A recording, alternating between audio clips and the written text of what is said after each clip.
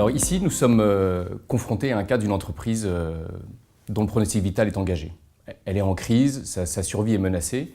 Et lorsque nous rencontrons le directeur général que nous connaissions, il a en tête de faire classiquement, j'ai envie de dire, un diagnostic stratégique, un diagnostic financier. Et en discutant avec lui, en fait, on lui propose de faire un diagnostic humain. Parce que dans le fond, ce qui est en jeu, c'est quelle est la capacité de Score Social, qui a été traumatisé depuis 2 ans, à vraiment s'en sortir. Quel est son ressort finalement? Et plus particulièrement, quel est le ressort du top management? Est-ce que ce management sur lequel on doit compter pour redresser une entreprise peut être au rendez-vous? Voilà.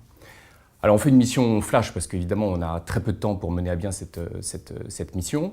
En un mois, on interviewe 55 principaux managers de l'entreprise, vraiment de façon approfondie, pour mettre des mots sur la crise, pour décrypter ensemble les raisons profondes qui ont mené à cette situation. Et puis surtout, le plus important, c'est pour partager, avoir une vision partagée finalement de ce constat.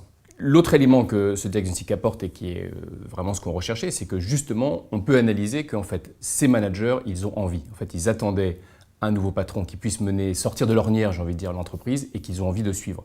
La deuxième chose, c'est que dans une entreprise qui était le fruit de fusions successives, eh bien, malgré les différences, on arrive à identifier un terreau de points culturels communs qui va vraiment servir au redressement.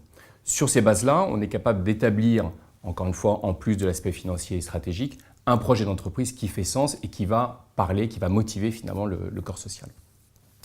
La troisième chose que nous faisons qui est essentielle, c'est qu'il faut aller très vite. Donc, une fois que le projet est annoncé aux managers, il y a un séminaire qui est organisé avec les 100 premiers managers de l'entreprise.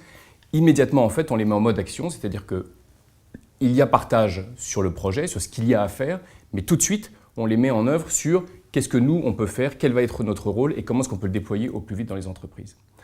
Alors aujourd'hui, l'entreprise, quelques années après, est au rendez-vous. Elle a survécu à cette crise. Elle est, je veux dire même, elle est très, très successful dans son environnement. Indéniablement, c'est le fruit des choix stratégiques et financiers qui ont été établis à l'époque. Mais je crois que vraiment ce qu'on a apporté en prenant en compte ce facteur humain dès le départ, c'est une capacité d'engagement et d'action de l'ensemble des collaborateurs et particulièrement des managers qui a vraiment marqué l'entreprise.